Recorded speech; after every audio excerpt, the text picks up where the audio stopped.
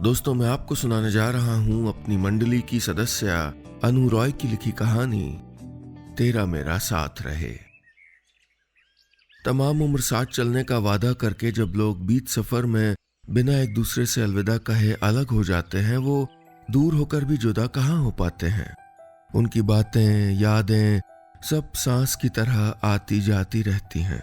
यही तो खामी होती है इन दिल वाले रिश्तों की कि चाह कर भी हम इनको भूल नहीं पाते। गाहे बगाहे वो झांकने ही लगते हैं मन वाली खिड़की से। आज भी सालों बाद अर्पित की फ्लाइट जैसे ही मुंबई लैंड हुई, उसे यहाँ की हवा में नित्रा की महक महसूस हुई। एक पल के लिए उसे लगा कि वो यहीं कहीं आस पास है, बिल्कुल कॉलेज वाले दिनों की तरह, कि वो बाहर निकलेगा और सामने सफेद स्कर्ट पहने, एक नीला स्कार्फ पहने अपनी स्कूटी पर बैठी उसका इंतजार कर रही होगी, जो उसे देखते ही भागकर उसकी तरफ आएगी और अपनी नर्म बाहों में यूं भर लेगी कि मानो आसपास कोई है ही नहीं। बस उस पल में वहां सिर्फ वो है और उसका महबूब। लेकिन अर्पित जानता था कि इस बात को बीते जमाने गुजर चुके हैं। उसकी खुशबू को महसूस करना उसके मन का वहम भरा है। वो भला क्या कर रही होगी एयरपोर्ट में? क्यों आई होगी यहाँ? वो तो शायद इस शहर में भी नहीं होगी। फिर भी उसकी नजरें न जाने क्यों हर कैब, हर टैक्सी, BEST की गुजरती लाल बसों की खिड़कियों से झांकते हर चेहरे में उसी एक चेहरे को तलाश रही थी। मन में एक उम्मीद सी थी कि शायद एलुमनाई मीट को अटेंड करने के लिए नित्रा भी इस वक्त इसी शहर में हो और इत्तेफाक से कहीं दिख जाए। आंखों में खालीपन लिए अर्पित अपने होटल के कमरे में आया ही था कि उसके मोबाइल की घंटी बज उठी। और वही आ गया क्या? 5-10 मिनट में नीचे आ जा मेरे रूम में। उसके जिगरी दोस्त सूरज का फोन था, जो इस एलुमनाई मीट का कोऑर्डिनेटर भी था। फ्रेश होकर वो सीधे उसके कमरे में पहुंच गया। उसको देखते ही सूरज ने उसको कस कर गले से लगा लिया। सालों बाद अर्पित ने दोस्ती की इस गर्माहट को महसूस किया था। ये कॉलेज वाले दोस्त होते ही इतने अजीज हैं। उनसे कभी भी मिलो तो लगता है कि फिर से वही मस्ती वाले दिन वापस आ गए। दोनों घंटों बैठे कॉलेज में की गई अपनी शरारतों और बेवकूफियों पर हंसते रहे। क्या बेफिक्री के दिन थे यार। कॉलेज के बाद तो वैसी इंडिपेंडेंस महसूस ही नहीं हुई कभी। तब कुछ भी नहीं था, फिर भी सब कुछ था। नहीं, अब सब है, लेकिन वो खुशियां नहीं है यार। कॉफी का आखिरी घूंट पीते हुए सूरज बोला, लाइफ है भाई। आगे बोलते बोलते अर्पित रुक गया। फिर थोड़ी देर खामोश रहने के बाद उसने पूछा, नित्रा भी कल आ रही है क्या? कोई खबर? अभी तो पता नहीं, शायद आएगी। सूरज के इस जवाब ने उसके मन को एक हल्की सी उम्मीद की डोर थमा दी थी। वो अपने कमरे में लौटकर सोने की कोशिश करने लगा, मगर आंखों में नींद के बजाय कई अनसुलझे सवाल उतरने लगे। उनका जवाब शायद कल एलुमनाई मीट में मिलने वाला था। जब रात किसी की यादों में गुजरती है तो सुबहें धुली धुली सी लगती हैं। फिर जब शहर महबूब का हो तो हवाएं भी नमक लिए चलती हैं। आज अलार्म के बजने के पहले ही अर्पित की नींद खुल गई थी। कॉफी का मग थामे होटल की बालकनी से उसे समंदर बेहद खामोश नजर आ रहा था, लेकिन उस खामोशी में वो महसूस कर पा रहा था लहरों के उठने और किनारों से टकराकर वापस लौटने की हलचल को। या ये हलचल शायद समंदर की नहीं, उसके मन की थी। उसे नित्रा के साथ बिताए अपने कई कई इतवार याद आने लगे। कॉलेज और नौकरी लगने के बाद भी दोनों अपना हर वीकेंड इसी समंदर के किनारे बिताया करते थे। नित्रा समंदर को अपना महबूब कहती थी। किनारे पर बैठी वो भीड़ के छटने का इंतजार करती रहती। जैसे ही किनारे खाली होने लगते, वो भागकर उसकी लहरों से लिपट जाती, फिर लहरों के साथ किनारे पर लौटती और अर्पित का हाथ पकड़कर समंदर की तरफ खींचने लगती थी। अरे रुको ना एक मिनट, पैंट तो मोड़ने दो यार, गीली हो जाएगी। मगर वो कहाँ सुनने को तैयार होती। बेपरवाह सी वो उसे लगभग घसीटते हुए किनारों से पानी में खींच ही लाती और फिर देर तक दोनों एक दूसरे के पीछे भागते रहते। समंदर के साथ कई कई चांद रातें भी उनकी इस मासूम मोहब्बत के गवाह बने थे। उन्हीं रातों में आसमान वाले नीले शामियाने के नीचे बैठी नित्रा जागती आंखों के सपने बुना करती। वो सपने कभी डोली बारात के होते तो कभी शादी के सुनहरे रंग के जोड़े के। किसी रात को वो घर के लिए पर्दे चुनती तो किसी रात होने वाले बच्चों के नाम पर फैसला होता। अर्पित उसकी बातों को सुनकर मुस्कुराते हुए उसका माथा चूम लेता। देर रात जब वो उसे हॉस्टल के गेट पर छोड़ने आता तो उसकी आंखों पर अपना एक सपना रखकर लौटा आया करता था। भाई चलना नहीं है? सूरज की आवाज सुनकर वो चौंक गया। बालकनी से झांक कर देखा तो वो नीचे खड़ा हाथ हिलाता नजर आया। बस आया, तू निकल, मैं पहुंचता हूं थोड़ी देर में, बोलकर वो अंदर आया और जल्दी से फ्रेश होकर घाणेकर हॉल के लिए निकल गया जहां एलुमनाई मीट होनी थी। रास्ते में ड्राइवर ने पूछा, सीलिंग से ले लूं क्या? खिड़की के कांच को सरकाते हुए अर्पित ने हाँ में सर हिला दिया। समंदर के ऊपर बने विशाल पुल से गुजरते हुए समंदर वाली हवा अब उसके चेहरे को छू रही थी। ये छुअन कुछ कुछ उसकी महबूबा की छुअन जैसी ही तो थी। आधे घंटे बाद वो पहुंच गया था।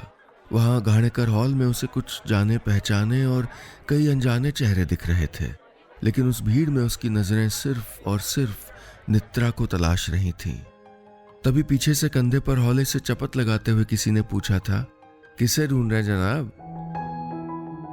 दोस्तों, उम्मीद है आपको कहानी पसंद आ रही होगी, और हाँ, अगर अपनी बात मुझ तक पहुंचाना चाहते हैं तो फेसबुक या इंस्टाग्राम पर हमारे ऑफिशियल पेज पर आइए, यूट्यूब पर हमारे ऑफिशियल चैनल पर आइए। तीनों जगह आप टाइप करिएगा नीलेश मिश्रा, NEELESHMISRA। साथ में वेरिफिकेशन का ब्लू टिक भी मिलेगा, जिससे आप जान पाएंगे कि यही असली पेज या चैनल है। और हाँ, अगर आप ट्विटर पर हैं तो मेरा हैंडल है नीलेश मिश्रा। उस पर भी आपको वेरिफिकेशन का ब्लू टिक मिलेगा ताकि आप सही पते पर आएं। चलिए आगे बढ़ाता हूं कहानी। जिंदगी जब किसी के जाने के बाद नहीं रुकती तो इंसान जीने के लिए मन में कई भ्रम पाल लेता है। कभी गलतफहमियों की शक्ल में तो कभी खुशफहमियों की शक्ल में वो इन्हीं के सहारे आगे बढ़ता जाता है। आज भी जब पीछे से उसके कंधे पर किसी ने थपकी दी तो एक पल के लिए उसे लगा कि कहीं ये नित्रा तो नहीं। वो जल्दी से पलटा तो सामने जिज्ञासा खड़ी थी, उसकी और नित्रा की कॉमन फ्रेंड। कितनी बदल गई थी, न आंखों पर सादा फ्रेम का चश्मा, न गुथी हुई चोटी, वो एकदम अलग लग रही थी। अर्पित ने उसकी कलाई पकड़कर उसे पास बिठा लिया। यार, तुझे तो पहचानना मुश्किल लग रहा था, ये मैनेजर वाली नौकरी सूट कर रही है लगता है। मेरी छोड़ो, खुद को देखो, एकदम अंग्रेज बन के लौटे हो। सूट एंड टाई ते डोले शोले, नॉट बैड। हाँ, जिज्ञासा ने जोर का ठहाका मारा। उसकी हंसी अब भी नहीं बदली थी। सारे दोस्त 12-13 साल बाद मिल रहे थे। बातों का सिलसिला शुरू हो चुका था। सूरज भी इनमें शामिल था। कॉलेज में इन चारों की दोस्ती के चर्चे थे। बस आज 4 में से सिर्फ 3 वहां मौजूद थे। एक नहीं थी, पर वो जाने कहाँ थी। पार्टी शुरू हुए काफी वक्त बीत चुका था। खाने पीने का दौर भी खत्म हो गया था। अब हॉल की लाइट्स मध्यम कर दी गई थीं। हल्के म्यूजिक पर सब धीरे धीरे थिरक रहे थे। अर्पित के चेहरे पर एक बार फिर से उदासी लौट आई। जिज्ञासा जब कोल्ड कॉफी लेकर लौटी तो अर्पित उसे अपनी कुर्सी पर दिखा नहीं। वो उसे ढूंढती हुई बाहर निकल आई। यहाँ अकेले आके क्यों बैठ गए? चलो ना, अंदर सब डांस कर रहे हैं, सूरज भी ढूंढ रहा है। कॉफी का मग उसे पकड़ाते हुए बोली। स्विमिंग पूल के आखिरी छोर पर पानी में पैर लटकाकर बैठा अर्पित खाली आसमान में अपने सवालों का जवाब ढूंढ रहा था। हॉल में बज रहे म्यूजिक की आवाज कभी कभी बाहर आ जा रही थी। दोनों देर तक चुपचाप बैठे रहे। तुम अब भी नित्रा से उतना ही प्यार करते हो ना? जिज्ञासा ने धीरे से पूछा। जवाब में सिर्फ अर्पित की गहरी सांस उभरी और खो गई। उसकी आंखों की कोर पर नमी उतरने लगी थी। यार, जब इतना प्यार करते थे तो रोक लेना था ना उसको। वो भी तो टूट गई थी उस रिपोर्ट आने के बाद। उसे कितनी जरूरत थी तुम्हारी। जिज्ञासा ने पानी में हाथ डालकर अपने चेहरे पर बूंदें छींट लीं। कौन सी रिपोर्ट? अर्पित की आवाज एकदम तेज हो गई। क्या क्या कह रही हो जिज्ञासा? अर्पित का चेहरा देखकर जिज्ञासा कांप गई। वो जान गई कि अर्पित नहीं जानता कि नित्रा क्यों उससे दूर गई। अर्पित, वो नित्रा कभी मां नहीं बन सकती थी, कभी नहीं। जिज्ञासा के शब्द हलक में अटक रहे थे। व्हाट? अर्पित को लगा अचानक किसी ने उसके सर के ऊपर का आसमान छीन लिया हो और साथ ही साथ खड़े होने की जमीन भी। एक वक्त के बाद यादें धुंधली होने लग जाती हैं। रात चांद को छोड़ एक स्याह रंग ओढ़ लेती है। वैसे नीम अंधेरी रातों में हम महसूस करते हैं गुजरे पलों की आहट को अपने भीगे मन पर। अर्पित के लिए ये रात कुछ वैसी ही रात थी जो उम्मीद और नाउम्मीदी के बीच से होते हुए धीरे धीरे सरक रही थी। आज लगभग 15 साल बाद उसे एक सवाल का जवाब मिला, लेकिन वो जवाब तो अब फांस बनकर उसके मन में चुभ रहा था। एलुमनाई नाइट से लौटते हुए उसके दिमाग में सिर्फ जिज्ञासा की बातें घूम रही थीं। नित्रा मां नहीं बन सकती थी, इसलिए उससे दूर चली गई थी। अर्पित को अपने भीतर कसमसाहट महसूस हो रही थी, गुस्सा भी आ रहा था। दोनों ने मोहब्बत की थी, एक साथ आने वाले दिनों के ख्वाब देखे थे। फिर ये अलग होने का फैसला उसने खुद कैसे ले लिया, अकेले? उसका मन भीतर से भीगने लगा। अर्पित याद करता रहा कि कैसे नित्रा ने अचानक ही दूरियां बढ़ानी शुरू कर दी थी। संडे को भी नहीं मिलने आती थी। एक वीकेंड वो ऑफिस से लौटकर समंदर के किनारे उसके आने का इंतजार करता रहा। वो पूरे चांद की रात थी और वो हर चांद रात को मिलते थे, बिना भूले। पर उस रात वो नहीं आई। तब अर्पित उसके हॉस्टल चला गया था। कितनी मुश्किलों से वो नीचे आई थी और उसके सवालों के जवाब में सिर्फ इतना कहा था, मुझे अब कुछ फील नहीं होता तुम्हारे लिए, मैं नहीं महसूस कर पाती तुम्हारे प्यार को। उसने कोई कारण नहीं बताया था, बस कुछ अनमने से शब्द, कुछ अधूरे वाक्य, कुछ अटपटे से बहाने। काश कि कह देती सब कुछ। सुबह अर्पित की नींद जिज्ञासा के फोन कॉल से खुली। यार वो कहीं नहीं है सोशल मीडिया पे। हाँ, उसके भैया भाभी का पता चला है, वो लोग नासिक में रहते हैं। हो सकता है नित्रा भी उन्हीं के साथ रह रही हो। अर्पित के लिए इतना ही काफी था। वो खोज लेगा उसको, कैसे भी, कहीं से भी। वो तुरंत तैयार होकर नासिक के लिए निकल गया। टैक्सी जैसे जैसे उसके शहर के नजदीक पहुंच रही थी, उसके मन की बेचैनी बढ़ती जा रही थी। वो सोच रहा था कि क्या नित्रा के मन में अब भी उसके लिए मोहब्बत जिंदा होगी? हाँ, क्यों नहीं, यकीनन जिंदा होगी। वो मुझे देखते ही मेरे गले से लग जाएगी और कहेगी, मैं जानती थी कि एक दिन तुम जरूर आओगे। लो सर, आपका डेस्टिनेशन आ गया, ड्राइवर की आवाज आई। अर्पित उसे पैसे देकर कार से उतरा और धड़कते दिल के साथ उस लाल गेट वाले घर के सामने जा खड़ा हो गया, नित्रा के घर के सामने। अर्पित ने कांपते हाथों से डोरबेल बजाई। कुछ देर बाद एक औरत ने नेट खोला और आधा सर बाहर निकालकर पूछा, जी कहिए, किससे मिलना है? नित्रा जाधव यहीं रहती है ना वो? अर्पित ने हिचकते हुए पूछा। आप कौन? मैं उनके कॉलेज का दोस्त अर्पित ठाकुर। ओ, ताई तो यहाँ नहीं रहती, माथेरान में स्कूल चलाती हैं वो। नित्रा की भाभी ने अर्पित से ज्यादा सवाल किए बिना उसका पता दे दिया।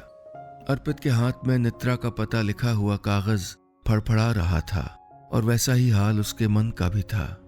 मेरा जाना सही होगा ना? इतने सालों में कितना कुछ बदल गया होगा। क्या पता वो अब मुझे भूल चुकी हो। वो किसी भी कीमत पर नित्रा के लिए परेशानी का सबब नहीं बनना चाहता था। क्या करे वो? मुंबई जाने वाली बस में बैठे या माथेरान? बाबूजी फूल ले गया, फूल ले, ताजे ताजे मोगऱ्याचे फूल ले। उसकी तरफ फूलों का दोना बढ़ाते हुए एक छोटी सी लड़की पास आई। अर्पित ने ना में सर हिला दिया। वो लड़की फिर भी वहीं खड़ी रही। उसकी आंखों में आग्रह था। नित्रा होती तो कहती, खरीद लो ना, उसे कितने पसंद थे ये फूल। लड़की थोड़ी देर खड़ी रहने के बाद दूसरे यात्रियों के पास जाने लगी। तभी अर्पित ने उसको आवाज दी और फूलों के दो दोने खरीद लिए। मोगरे की कलियों को हाथों में संभाल कर बैठा अब वो माथेरान जा रहा था। नतीजा चाहे जो भी हो, पर एक बार वो कोशिश जरूर करना चाहता था। 4 घंटे के लंबे सफर के बाद वो अब नित्रा के शहर में था। माथेरान ऊंची सी पहाड़ी पर बसा हुआ एक छोटा सा कस्बा, जहां अब भी गाड़ियां नहीं चलती। लोग घोड़े या फिर टॉय ट्रेन पर बैठ के आते जाते हैं।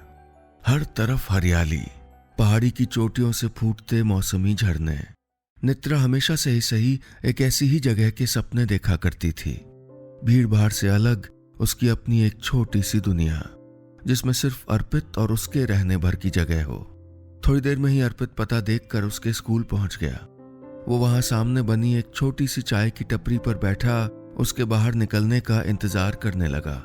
अचानक उसके कानों में बच्चों की आवाजें पड़ने लगी। स्कूल की छुट्टी हुई थी। एक एक करके सब स्कूल के गेट से निकल रहे थे, लेकिन नित्रा नहीं दिखी थी अब तक। अर्पित का मन हो रहा था कि भागकर सीधे स्कूल के अंदर घुस जाए, लेकिन थोड़ी हिचक थी, कुछ आशंकाएं। वो चाय के एक और कप के लिए बोलने ही वाला था कि उसकी नजर गुलाबी साड़ी, कमर तक खुले लंबे बाल और होठों पर वही मौसमों में रंग भर देने वाली हंसी लिए एक 40-42 साल की औरत पर जाकर ठहर गई। वो बच्चों के आखिरी ग्रुप के साथ बाहर निकल रही थी। यही तो उसकी नित्रा थी। वो देखता रह गया। उम्र कितनी खूबसूरती से उसके ऊपर उतर रही थी। अब जरा सी भर गई हो तुम, ये वजन तुम पर अच्छा लगता है, चांदी उगने लगी है बालों में, उम्र तुम पर हसीन लगती है। गुलजार साहब की लिखी इस नज्म का अर्थ अर्पित को आज समझ आ रहा था। उसके जी में आया कि वो भाग कर नित्रा को बाहों में भर ले और फिर साथ में लाए मोगरे की कलियों को एक एक करके उसके बालों में टांके। हर कली के टांकने के बाद उसके माथे को कुछ यूं चूमे कि उसके मन में पड़ी दर्द की गिरहें खुलने लगें। ओ, लगी तो नहीं? बच्चों को देख के बावली हो जाती हो। अर्पित ने देखा एक शख्स नित्रा को समझाता हुआ कोहनियों से थामे भीतर ले जा रहा है। अर्पित अपनी जगह पर ही रुका रह गया, मानो किसी ने उसके पैरों में बेड़ियां डाल दी हों। वो फिर से वापस वहीं चाय की दुकान में जाकर बैठ गया। एक साथ सैकड़ों ख्याल उसके जहन में आने जाने लगे। उसे लगा कि वो अपनी जिंदगी में अब शायद आगे बढ़ चुकी है। उसका यूं नित्रा से मिलने के लिए चले आना एक गलत फैसला था। वो सुबह ही यहां से चला जाएगा। अर्पित दुकान से निकलकर अपने होटल की तरफ बढ़ ही रहा था कि वही शख्स गेट की तरफ आ रहा था। अर्पित का मन फिर बेचैन हो उठा। उसने झिझकते हुए पूछा, नित्रा मैडम अंदर हैं क्या? हाँ जाइए ना, अंदर ही हैं। कहते हुए वो शख्स बाहर चला आया। वो धीरे धीरे चलते हुए अब उस बड़े से अहाते में आ गया था जहां झूले पर बैठी नित्रा धीरे धीरे कुछ गुनगुनाते हुए चाय पी रही थी। अर्पित नजरों में कैद कर लेना चाहता था उस पल को। वो बस खामोशी से उसको निहारना चाहता था। तभी किसी आहट को सुनकर नित्रा अचानक मुड़ी। कुछ पल अनजान नजरों से अर्पित को देखती रही और फिर उसकी आंखों में रंग उतरने लगे, कई कई रंग। वो वैसे ही नजरें जमाए अर्पित के करीब आ खड़ी हुई। दोनों चुप थे। शायद उनकी आंखें और धड़कनें आपस में शिकवे शिकायतें कर रही थीं। कितना कुछ कह देना था, कितना कुछ सुनना था। तुम यहां कैसे आ गए? यहां? टूटती आवाज में नित्रा ने पूछा। मुझे कब का आना था, बहुत पहले। अर्पित बुदबुदाया। तुमने बहुत गलत किया था नित्रा, बहुत गलत। नित्रा की आंखों के कोर गीले हो गए। वो शायद खुद भी जान रही थी कि उसने गलत किया था। अर्पित के बिना, अर्पित से दूर एक एक दिन उसने भी कैसे गुजारा है ये वो ही जानती है। मन के लिए फैसले हमेशा सही हों ये जरूरी नहीं। अर्पित से दूर जाने के उसके फैसले को वक्त ने सिरे से खारिज कर दिया था। वो तिनका तिनका बिखरी थी उससे दूर होकर। I am sorry, so sorry, वो भर्राए गले से बोली। वो आंसू जो अब तक जब्त थे निकलने लगे। अर्पित ने उसे अपने करीब कर लिया, कस लिया बाहों में पूरी ताकत से। रात मोगरे की महक में डूबती हुई उनके आंगन में उतर रही थी।